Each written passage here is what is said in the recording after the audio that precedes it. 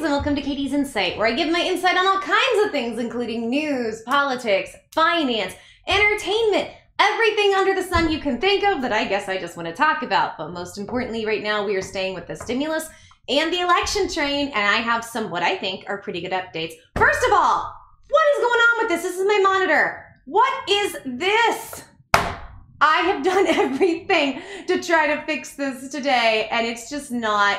And I said this in other videos, so I've noticed I have some like random tufts of short hair, and I'm like, what is going on here? And I think I figured it out. So, and I said this in the other video, so I'm sorry if you heard this, but I'm kind of excited, and I talked to my practitioner who kind of confirmed this, is that on the kind of diet that I'm on, it is really easy to have hair issues, or like, what do you call that? Like hair thinning or a little bit of hair loss, which y'all don't know. One day I'll come on and I'll show you what my hair looks like out the shower without doing anything to it. It looks nuts. It's big and frizzy and wavy and nuts. So, but you know, as you guys know, I was chronically sick for a while and I wasn't really paying attention to my appearance at all. I was just trying to get through the day, right? So it's interesting because here and like over here, I have these short tufts of hair and I'm like, what is this? And it finally, I understand. I'm like, oh, so I think I had some hair issues and now hair is growing back. So it's a good thing.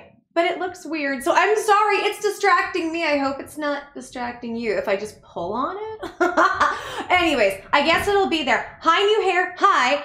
I feel blessed to have new hair, and I feel blessed to have all of you.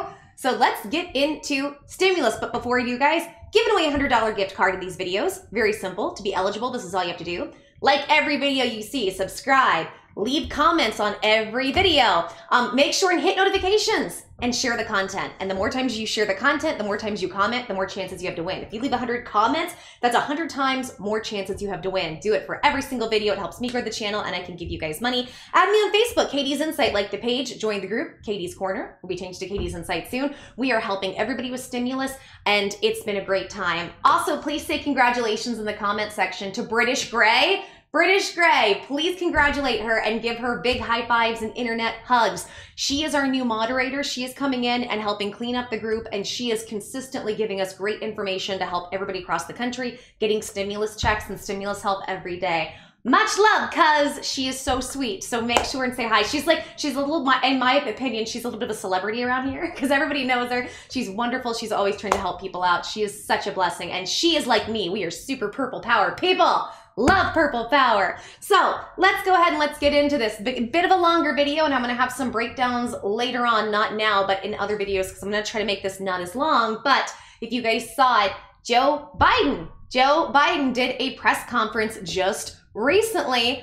In fact, it was tonight, which you guys are going to see this hopefully the next day. So it was yesterday. Timing is weird. So it was yesterday. You guys would have seen that there is a conference, press conference, where he talks almost nonstop about stimulus. This was in Delaware, and he was also with Kamala Harris, and we learned some really interesting stuff. So one thing, and I'm going to go over this again in another video, I'm going to cover this. He is calling for a bigger stimulus package. He's calling for, and you'll see it in this, he says he wants the HEROES Act that was passed 6 months ago. What does that mean? You're like, well, which HEROES Act? There are two versions of the HEROES Act. The first one was the one for about $3.4 trillion that was passed back in May. That's the one from, I think, 6 months ago. There's a slimmed down version that was passed over the last month or two for $2.2 trillion, and that one was one that President Trump, Steve Mnuchin, Mark Meadows, were trying to help Schumer and Pelosi. They were basically trying to go behind the scenes and negotiate, and so that was their negotiated slimmed down version. So it's 1.2 trillion lower than the original. Well, Biden's calling for that 3.4 trillion. Now, here's where it's going to get really interesting. You guys know Kamala Harris, or most of you, if you guys have been following stimulus, then you're aware. Kamala Harris, Bernie Sanders, and Ed Markey, they all had a plan that they put into place. I forget what it was called, but it was a stimulus. They had their own stimulus bill. Now, it hasn't gone anywhere, but it calls for $2,000 a month for each individual person, retroactive to March.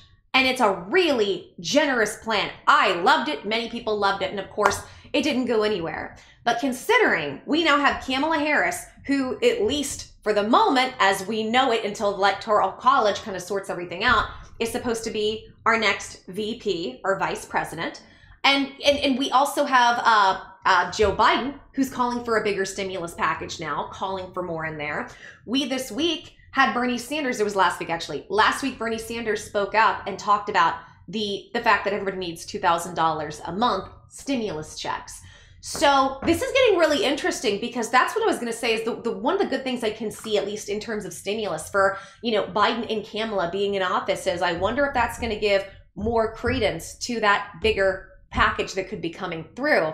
Now, the only problem, as I said before, the thing that's going to hold everything up no matter what is going to be Crypt Keeper Mitch McConnell, who loves to let bills die. He wants to be so fiscally conservative that he's going to kick us all out of our homes. And that's not even a joke. It is literally what's happening across the country. It is a very sad, very scary time and a very scary situation. And I do not know, I'll never understand why people voted back Mitch McConnell and Pelosi, Kentucky and California. What are y'all doing? But that's just a little precursor to what you're about to hear. So Biden goes over a lot of stuff in detail about what's coming down the pipeline for the economy and what he wants to do with stimulus specifically. So I wanted to make sure and pull up the whole clip so you guys can see it. It's a little bit long, but there's a lot of good info. And then we're going to dissect everything he says and see what might be coming for us. All right, let's dive in. Was almost twice the rate of others.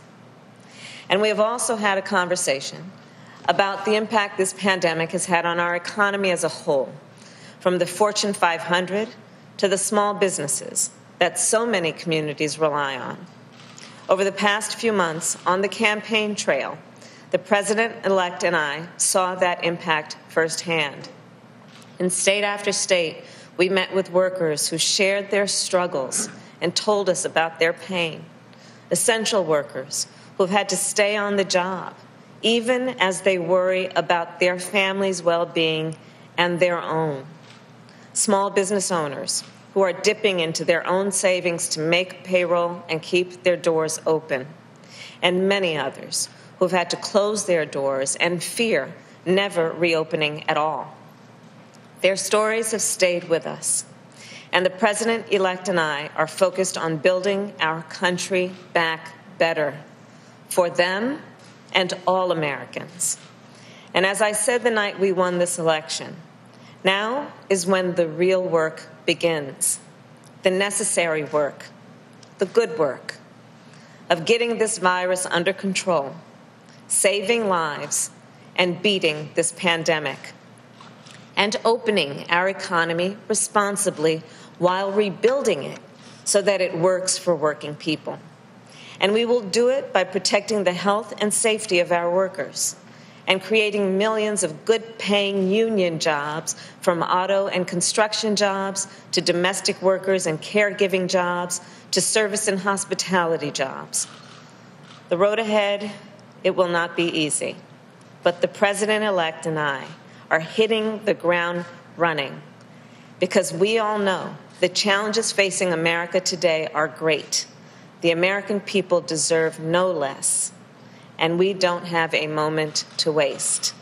And now it is my incredible and great honor to introduce our president-elect, Joe Biden.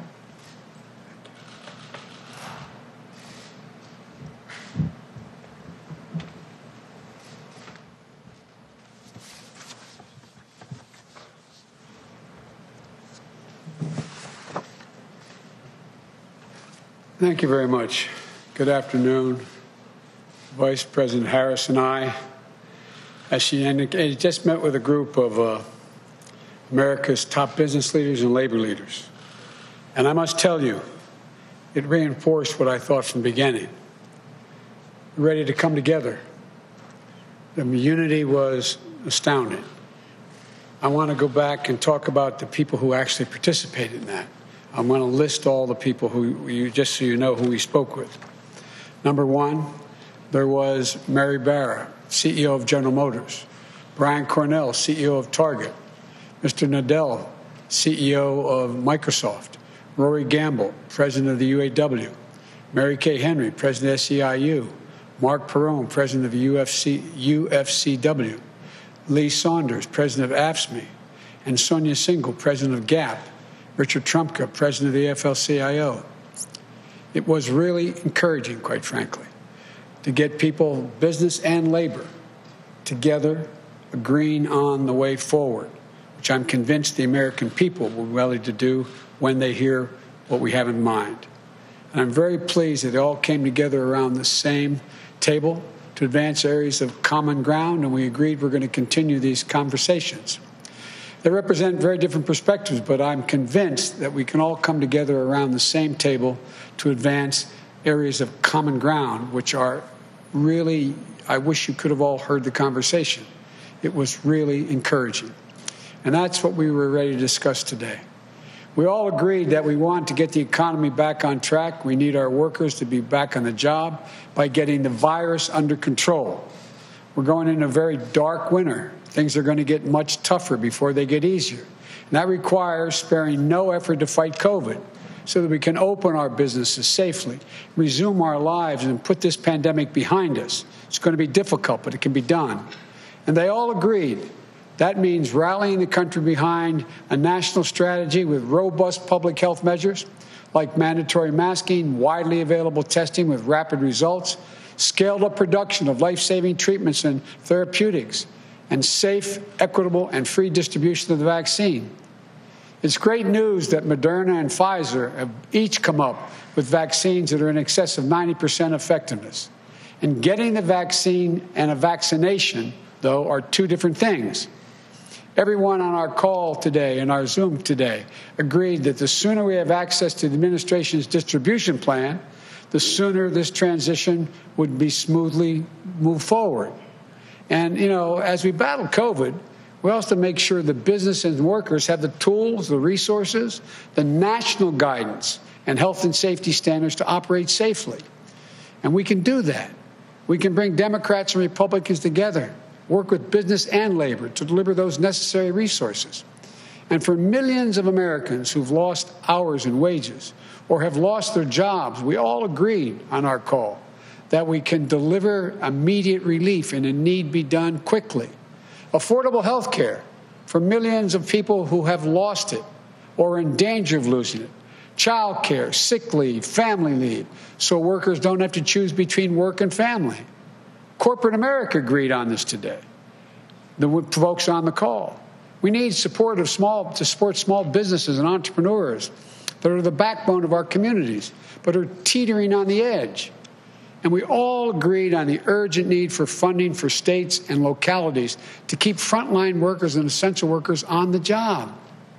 Vital public services, running law enforcement offices, educators, first responders, like we did in the Recovery Act of 2009, saving literally millions of jobs. There's a reason why the federal government is able to run a deficit, because the states must balance their budgets, and they're in real trouble. You're going to see hundreds of thousands of police officers, firefighters, first responders, mental health clinics. You're going to see them going out of business. Right now, Congress should come together and pass a COVID relief package like the HEROES Act that the House passed 6 months ago. Once we shut down the virus and deliver economic relief to workers and businesses, then we can start to build back better than before. We talked about how we have an opportunity to come out of this stronger, more resilient than we were when we went in. And I wish you could have heard corporate leaders and the major labor leaders singing this from the same hymnal here. Throughout the campaign, I laid out my Build Back Better plan. We laid out our plan that an independent analysis put out by Moody's, a well-respected Wall Street firm, projected would create 18.6 million jobs. We talked about the need to own the electric vehicle market. We talked about climate a lot, building 550,000 charging stations, creating over 1 million good-paying union jobs here at home. The need for a federal government to invest more in clean energy research. It's based on a simple premise. It's time to reward work, not just wealth in America. We're going to have a fair tax structure that makes sure the wealthiest among us and corporations pay their fair share. Our plan will create millions of good-paying union jobs in manufacturing, building the vehicles, products, technologies that we're going to need for the future to compete with the rest of the world. From autos to our stockpiles, we're going to buy American. No government contract will be given to companies that don't make their products here in America. To secure our position as a global leader in research and development, we're going to invest $300 billion in the most critical, competitive new industries and technologies, creating 3 million good-paying jobs. And the corporate American technology firms like Microsoft on the call, they all agreed. We can make sure our future is made here in America. And that's good for business, and it's good for American workers. We can also modernize our infrastructure. Roads, bridges, ports, 1.5 million new affordable housing units, high-speed broadband we talked about, for every American household, which is more important than ever for remote learning, remote working, telemedicine in the 21st century. Building a digital infrastructure to help businesses, healthcare workers, first responders, and students. $100 billion to rebuild our crumbling schools. They talked about the need, the business community talked about the need to invest in HBCUs and community colleges. Retrofitting 4 million new buildings, or old buildings, retrofitting them, making them new. Weatherizing 2 million homes. Building more climate-resilient cities and towns. These investments will specifically target communities of colors so we can break the cycle where in good times they lag, and in bad times they get hit first and the hardest, and in recovery, it's the toughest to bounce back. These are the kinds of investments that are going to strengthen our economy and our competitiveness, create millions of jobs, union jobs. And in doing so, we'll respect the dignity of work and empower the voice of workers. You've heard me say it before. My dad, when he lost his job in Scranton, eventually moved to Wilmington and got a good job. He'd say, Joey, a job's about a lot more than a paycheck. It's about your dignity, respect, your place in the community. It's about being able to look your kid in the eye and say, honey, everything's going to be okay. When we build back better, we'll do so with higher wages, including a $15 minimum wage nationwide, better benefits, stronger collective bargaining rights that you can raise a family on. That's how we build back the middle class better than ever. That's how we make sure workers are treated with the dignity and respect they deserve. I can go on. You can tell I was very encouraged by our conversation. But the point is this. There's so much we can do. The only way we do any of this is if we work together. I know we can do this. For example, on the call, I made it clear to the corporate leaders. I said, I want you to know I'm a union guy. Unions are going to have increased power. They just nodded. They understand. It's not anti-business. It's about economic growth, creating good-paying jobs. 11 years ago, when Barack and I took office during the Great Recession and implemented the Recovery Act that saved us from another Great Depression, we didn't see a map in red and blue states. It was the United States of America. We didn't care whether the city had voted for us or against us. The state voted for us or against us. We worked with everyone, and we recovered and rebuilt together as one nation. We can do this again. The refusal of Democrats and Republicans to cooperate with one another is not due to some mysterious force beyond our control. It's a conscious decision. It's a choice that we make. If we can decide not to cooperate, then we can decide to cooperate. I believe this is in part the mandate from the American people, part of the mandate they gave us. They want us to cooperate. They want us to deliver results. And the choice that Kamala and I will make is that we're going to do that.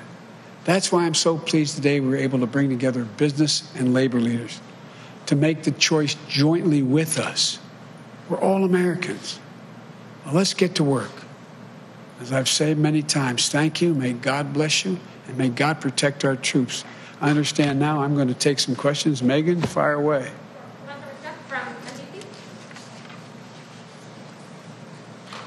Thank you, President-elect Biden, Vice President-elect. Look in the wrong direction, sorry. Good to see you. I want to start with a question about your pandemic planning and then a question about your economic plan. You spoke about the need to access the outgoing administration's COVID vaccine distribution plans. What do you see as the biggest threat to your transition right now, given President Trump's unprecedented attempt to obstruct and delay a smooth transfer of power? More people may die if we don't coordinate. Look, as my chief of staff, Ron Klain, would say, who handled Ebola, a vaccine is important. It's of little use until you're vaccinated. So how do we get the vaccine? How do we get over 300 million Americans vaccinated? What's the game plan? It's a huge, huge, huge undertaking to get it done, prioritize those greatest in need, and working our way through it, and also cooperate with the World Health Organization and the rest of the world in dealing with this. And so they say they have this warp speed program that not only dealt with getting vaccines, but also how to distribute this. If we have to wait until January 20th to start that planning, it puts us behind over a month, month and a half. And so it's important that it be done, that there be coordination now or as rapidly as we can get that done. On the economy, the Vice President-elect talked about having an economy that works for working people. One thing I didn't hear you talk specifically about is canceling student loan debt. Does student loan forgiveness figure in your plan? Would you take executive action to achieve it? It does figure in my plan. I've laid out in detail. For example, the legislation passed by the Democratic House calls for immediate $10,000 forgiveness of student loans. It's holding people up. They're in real trouble. They're having to make choices between paying their student loan and paying their rent, those kinds of decisions. It should be done immediately. In addition to that, as you know, I think that everything from community college straight through to doubling Pell Grants to making sure that we have access, free education for anyone making under $125,000 for 4 years of college. And there is a program that exists now under the law that forgives student loans for being able to engaging in public service. I'm going to institute that fundamental change in that so it's able to be available to everyone that, in fact, is engaged. It's not being very well managed right now. So I'm going to do all of those things. Thank you.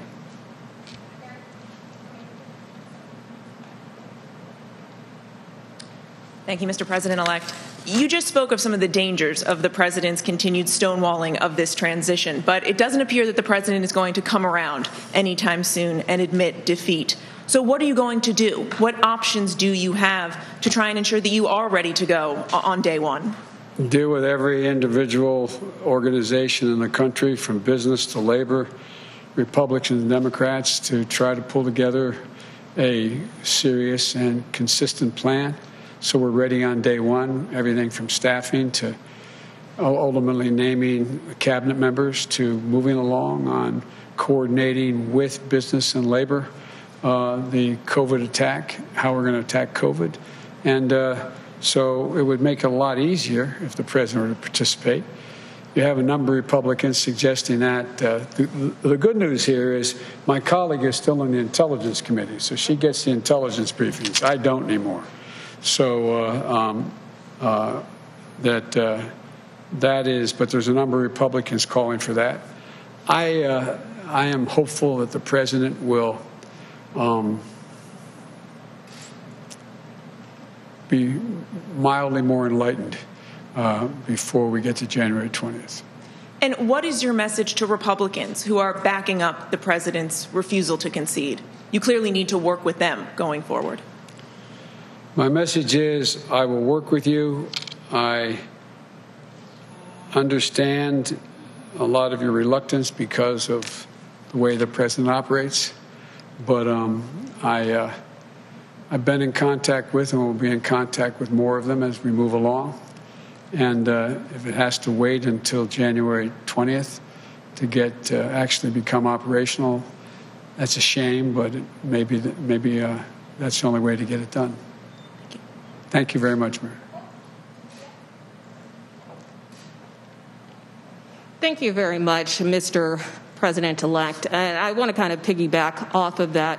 I want to get your thoughts on the president's tweet over the weekend where he first seemed to acknowledge that you won Then he said he won't concede. Then he said, I won. How did you interpret that? And at the end of the day, do you want him to concede?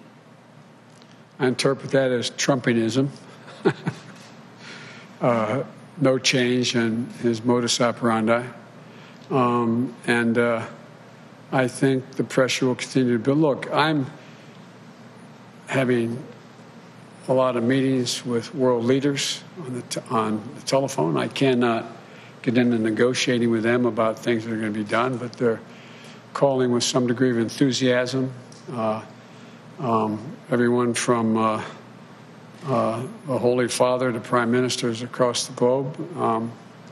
And so we're moving along knowing what the outcome will be. And as I said earlier, and I probably shouldn't repeat it, but I find this more embarrassing for the country than debilitating for my ability to get started. And then secondly, I want to follow up with you on the vaccine. If the FDA gives emergency authorization to the Pfizer or Moderna vaccine in the coming weeks, will you get vaccinated? And if you're hesitant, why should any American have confidence in the vaccine? Well, first of all, we'll see if that comes forward. And secondly, it's important that people who are in the greatest need get it. I wouldn't hesitate to get the vaccine.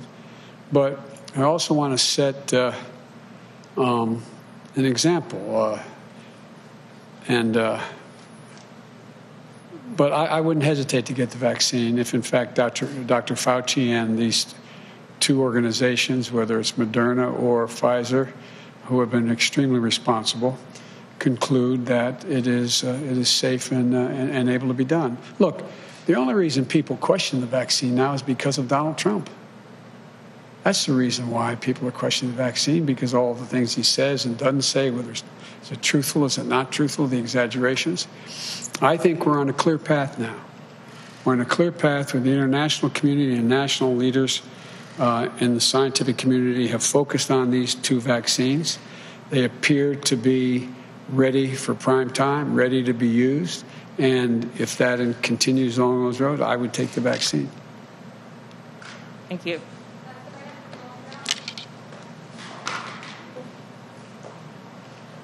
Thank you, Mr. President-elect. You have been urging the American public to continue practicing social distancing and wearing a mask. But with cases skyrocketing across the country, do you think that more governors should be closing non-essential businesses and reinstating stay-at-home orders?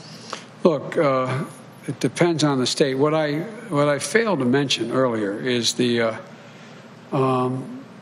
enormous respect I have for conservative Republican governors who stepped up and issued mandates for wearing masks. In North Dakota, the idea, one of the leaders in this area has been the Republican governor in Ohio. And in addition to the folks who've already been leading, like the governor of Michigan, the idea that the president's now existing, remaining advisor on COVID is saying that they should resist. What the hell's the matter with these guys? What is the matter with them? Resist. And, every major individual of any consequence in the health field is saying we can save 100,000 lives just between now and January 21st by wearing these masks. It's going to take a while for the vaccine to be able to be available, distributed, and get to people. We're talking about 350 to 400,000 people dying. What are they doing? It's totally irresponsible. Irresponsible. And so I compliment the governors who stepped forward, who have been stepping forward, but also the Republican governors who stepped forward. I left out the governor of Utah, very conservative state, governor of North Dakota, and all the Democratic governors have been doing it all along. I just ask a rhetorical question. Do you guys understand this? Does anybody understand why a governor would turn this into a political statement? It's about patriotism. It's about being patriotic. It's about saving lives, for real. This is not hyperbole. It's about being patriotic. And I think you're seeing more and more as this god-awful virus continues to spread almost unabated, that that governors are stepping up.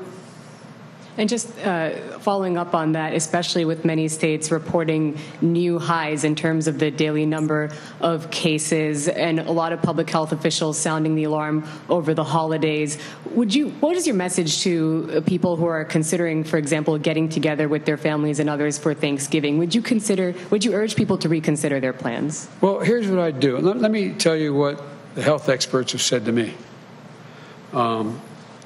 And it's not because I'm unique and president-elect. It's because of my family. They strongly urge that if, in fact, we're going to have Thanksgiving with anyone, that we limit it to a maximum. They suggest 5 people, maximum 10 people, socially distanced wearing masks, and people who have quarantined. So Jill and I spent this morning, like many of you, trying to figure out what are we going to do for Thanksgiving? How are we going to do it? And we've narrowed down which family members and that they were tested, recently tested within 24 hours. And so I would strongly urge, for the sake, not just your sake, for the sake of your children, your mother, your father, your sisters, your brothers, whoever you get together for Thanksgiving, think about this. There should be no group more than 10 people in one room. Inside the homes. That's what they're telling me. They're telling me they're making sure that that's the case. And I have the more potent mask behind this one. I took it off when I came out here. I wear it inside this. That to be masked. It saves lives. And so, look, I just want to make sure that we're able to be together next Thanksgiving. Next Christmas. I mean, it is an international crisis. It's an international health crisis. And the idea, we're at war with the virus. And we're at war, for real. And all kidding aside, I hope all of you, I've watched you all seem to wear masks all the time when you're, and the group that follows me, that is assigned to Delaware with me, seem to do that. I strongly urge you to do it. There's nothing macho about not wearing a mask. Thank you.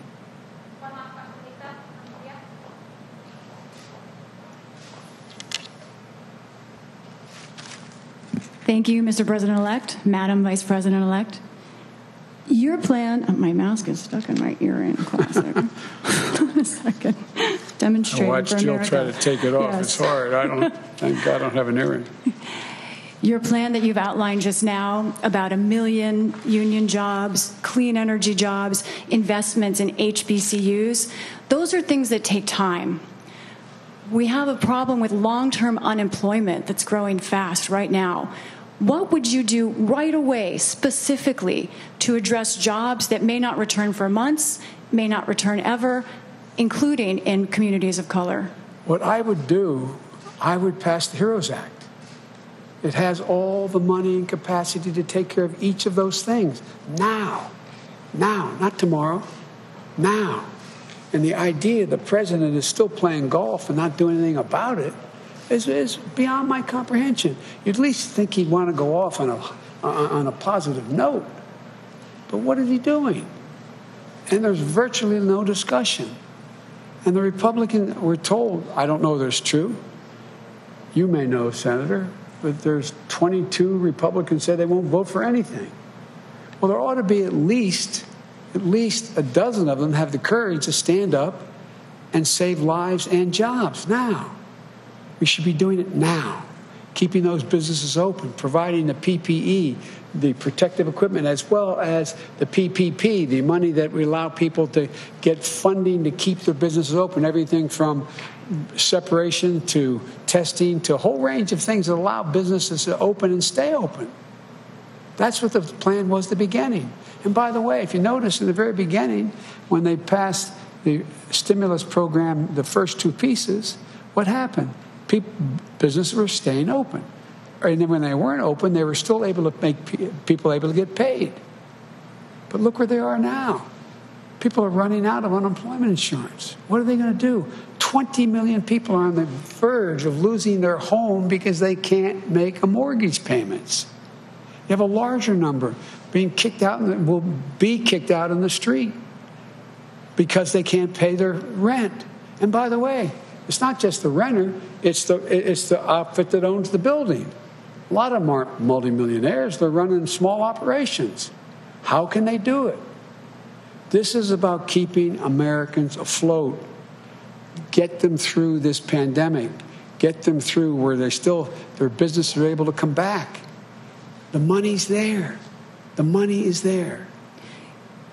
And also on the economic front, as we fight the pandemic, world trade continues, and there is great debate over world trade agreements, international trade agreements. It seems that in the last couple of days, 15 countries, Asian, Pacific countries, have signed onto a new trade deal, the RCEP. Should the United States consider joining that trade agreement? I've talked with a number of these world leaders, and I told them, under the law, I'm not able to begin to discuss with them. There's only one president at a time as to who can say what our policy will be. So I'm reluctant to answer that question now, but here's what I can say. We make up 25% of the world's trading capacity of the economy of the world. We need to be aligned with the other democracies, another 25% or more, so that we can set the rules of the road instead of having China and others dictate outcomes because they are the only game in town. And so, but what I'm insisting on, and what I've been asked by world leaders as to what I would do, without getting into detail, I've said, but I want you to know that there are three things that are going to happen if I'm elected. One, we're going to invest in American workers to make them more competitive. Number two, we're going to make sure that labor is at the table and environmentalists are at the table in any trade deals we make. And I'm not looking for punitive trade. The idea that we are poking our finger in the eyes of our friends and embracing autocrats makes no sense to me. And so, but I'm reluctant to get in more detail at this moment. I promise you I have a pretty thorough plan, and I will be prepared to announce that to you on January 21st. You have indicated changes you want to make in U.S. international policy on other fronts, like the Paris climate. Yes, that's deal. a generic notion of rejoining, but I didn't get into the detail of what we'll do in that agreement. The same thing with rejoining the World Health Organization. But why not here? Because you're asking me about whether I join a specific proposal, the details of which are now only being negotiated among those nations. It would require a negotiation. Thank you. Thank you. Note time. You guys know how I am, so let's go and let's talk about things. Okay, so I have the whole transcript pulled up, and I want to go over, you guys know me, I like to really nitpick the minutia of stuff. So let's go over what Kamala says first. Now, Kamala didn't say a whole lot, in my opinion, that, really, that would have really stuck with anything we need to know, but let's go ahead and just go over it. So she says, Biden and I just met with some of the nation's business and union leaders. Together, they represent millions of workers across the country and some of America's leading technology, auto, and retail companies. We had an important conversation about the impact that this pandemic has had on workers, especially essential workers, frontline workers who have risked their own lives and their own health of the families, and many who've given their own lives to keep us safe and keep our economy running. That's another thing. Why aren't there any conversations about hazard pay? One thing I do like about Biden's plan is he finally actually does something for people who are on Social Security and disability, because nobody seems to give a rat's ass about them, which I think for us as a country is incredibly sad and telling of where we're at as an evolved species. Makes me very sad. So she says, we had an important conversation about these things. And we all know that this pandemic and the recession has hit communities of color particularly hard. Huge hard. I always find it interesting that certain illnesses sometimes will affect one different race of people or one different group of people than another. I'm not a scientist. Things don't look right. and also considering all the things our government has done over the years, you know, in sneaky or in horrible ways to minorities or people of color, different communities, like just look up the Tuskegee Airmen. There's all kinds of different things they've done and kind of use them as experiments. It's disgusting. It's disgusting. So I always kind of look at that side-eyed. That's all I'm going to say. I can't sit and necessarily say I have evidence of what I'm saying for what I'm talking about right now. All I'm saying is I don't trust things. Black Americans and Latinos are 3 times likely to contract the virus as others and more likely to die. Native Americans are more than 4 times as likely to be hospitalized than others. That's another thing. Why are Native Americans never in the conversation when it comes to trying to make things fair for minorities? I don't know. I don't know why we always leave them out. I don't know why. And last month, the unemployment rate for Black Americans was almost twice the rate of others, but that's also been going down. And I can say Trump has done a lot of good stuff when it comes to, you know, Black workers and people who are Black within the economy. So, and minorities, he's been really trying to do things to really help them. And I hope that trend, if Biden is the one that goes into office, I hope that trend continues. I hope we continue to try to improve things and make things more fair and get people in a better place who are minorities, because we have, as a country, screwed people over in a lot of ways. What sucks is now it's across the board, everybody's screwed. Like, we're all screwed, but minorities tend to get screwed the worst, in my opinion. So she says, and we also had a conversation about the impact this pandemic has had on our economy as a whole. From the Fortune 500 to the small businesses that so many communities rely on. Over the past few months of the campaign trail, the president-elect and I saw the impact firsthand. In state after state, we met with workers who shared their struggles and told us about their pain, essential workers who had to stay on the job even as they worry about their family's well-being and their own.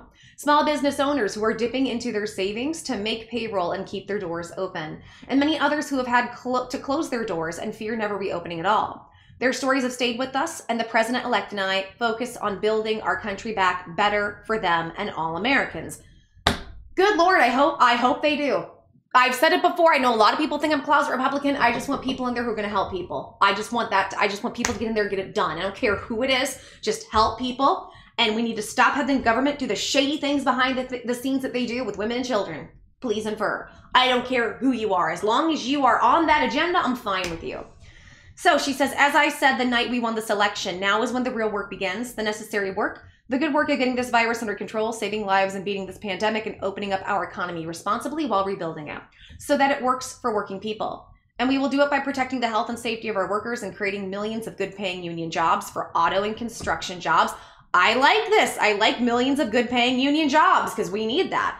To domestic workers and caregiver jobs, to service and hospitality jobs. Yeah, and caregivers. Caregivers are people that are always super overlooked too. So she says the road ahead will not be easy, but the president-elect and I are hitting the ground running because we all know the challenges facing America today are great. The American people deserve no less, and we don't have a moment to waste. And now it is my incredible and great honor to introduce our president-elect, Joe Biden. So then here he comes. He says, Vice President Harris and I, she indicated, we just met with groups of America's top business leaders and labor leaders. And I must tell you, it reinforces what I thought from the beginning. We're ready to come together. The unity is astounding. I want to go back and talk to the people who actually participated in that. I'm going to list all the people just so you know, and I'm not going to go over all of them, but he's just talking. He basically goes over a list of the people he met with.